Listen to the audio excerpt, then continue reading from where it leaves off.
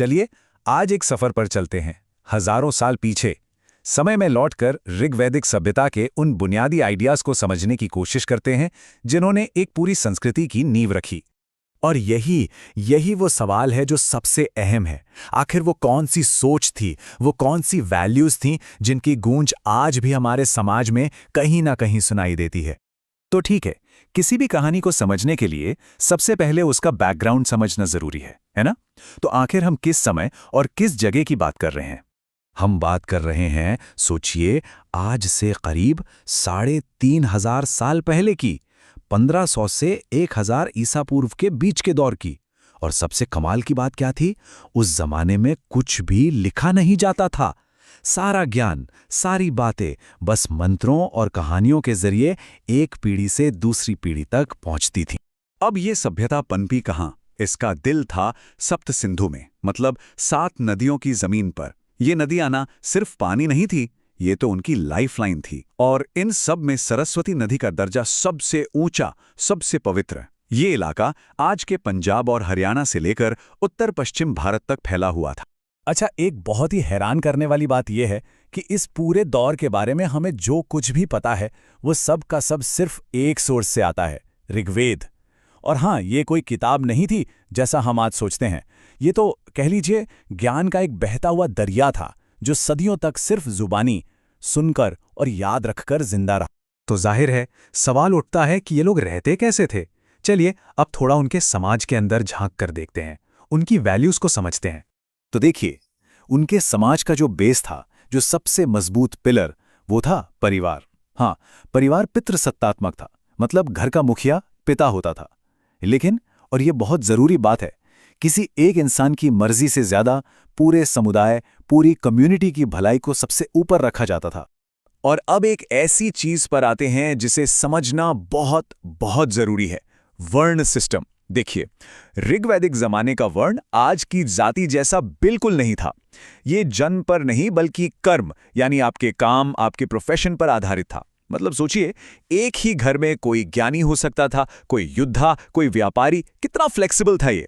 इसका बाद में आई उस कठोर जाति व्यवस्था से दूर दूर तक कोई लेना देना नहीं था।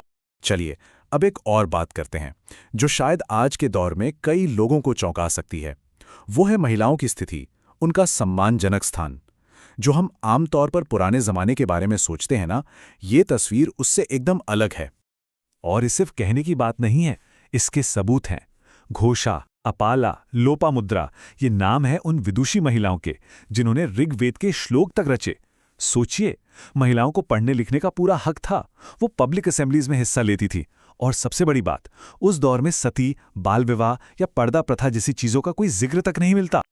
अच्छा, समाज की बात तो हो गई, पर इन लोगों की रोज की जिंदगी कैसी थी? मतलब पेट कैसे भरते थे? उनके लिए सबसे कीमती चीज क्या थी? चलिए अब जरा उनकी इकोनॉमी को समझते हैं। ऋग्वेद में ना एक शब्द है जो बार बार आता है, अघन्य। क्या मतलब होगा इसका? अघन्य, इसका मतलब है जिसे मारा ना जा सके। और ये शब्द इस्तेमाल होता था गाय के लिए। जाहिर है, एक ऐसे समाज में जहां लोग पशु पालते थे, जहां जानवर ही असली दौलत थे, वहां गाय से कीमती क्या हो सकता था? और शायद यही वजह थी कि उसे इतना ऊंचा और पवित्र दर्जा दिया गया। तो मोटे तौर पर उनकी इकोनॉमी कैसी थी? देखिए, वो मेनली पशुपालक थे। गाय बैल उनकी असली वेल्थ थे। खेतीबाड़ी करते थे पर लिमिटेड। जौ उनकी मेन फसल थी। पैसे वैसे नहीं थे, सिक्के नहीं थे, तो सारा काम बार्टर सिस्टम से चलता था, मतलब चीज के बदले चीज। और टेक्नोलॉजी की बात करें तो तांबे और कांसे के औजार तो थे, पर लोहे के बारे में वो अभी नहीं जानते थे। ठीक है, समाज देख लिया, इकोनॉमी देख ली। अब आखिर में बात करते हैं उनके राजकाज और उनके भगवान की, मतलब उनकी पॉलिटिक्स और रिलीजन। ये दुनिया कैसी थी? देखिए, उनका पॉलिटिकल सिस्टम भी ना बड़ा सिंपल और सीधा साधा था। जो राजा होता था वो आज के राजाओं जैसा नहीं था, किसी बड़े साम्राज्य का मालिक नहीं। वो तो बस अपने कबीले का एक लीडर होता था जिसे लोग चुनते थे। और वो अकेले फैसले नहीं लेता था। सभा और समिति जैसी काउंसिल होती थी जहां सब मिलके बात करते थे। ना कोई परमानेंट आर्मी, ना कोई फिक्स्ड टैक्स सिस्टम, सब कुछ बहुत ही ऑर्गेनिक था। और उनके भगवान, उनके देवता कोई मूर्तियां नहीं थे बल्कि कुदरत की ताकतें थीं, जैसे इंद्र, बारिश और तूफान के देवता जिन्हें वो सबसे पावरफुल मानते थे। फिर थी अग्नि, आग, जो एक मैसेंजर की तरह काम करती थी, इंसानों की बात देवताओं तक पहुंचाती थी। और वरुण जो पूरे ब्रह्मांड के नियम कानून यानी कॉस्मिक ऑर्डर को बनाए रखते थे। और हाँ, ये बात फिर से याद रखनी होगी कि उस जमाने में मूर्ति पूजा नहीं थी। उनकी पूजा का तरीका था यज्ञ, यानी पवित्र आग जलाकर उसमें आहुतियां देना। यही उनका तरीका था अपनी बात देवताओं तक पहुंचाने का। तो अगर हमें पूरी तस्वीर को एक साथ देखना हो तो क्या कहेंगे? ऋग्वैदिक समाज एक ऐसा समाज था जो पशु पालता था, जो कम्युनिटी और सिंपल गवर्नेंस में यकीन रखता था।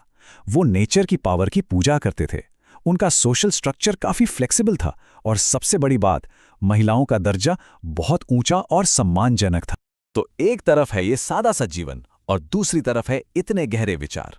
अब सोचने वाली बात यह है कि हजारों साल पहले की उस सुबह की कौन सी आवाजें, कौन सी गूंज आज भी हमारी दुनिया में सबसे साफ सुनाई देती है।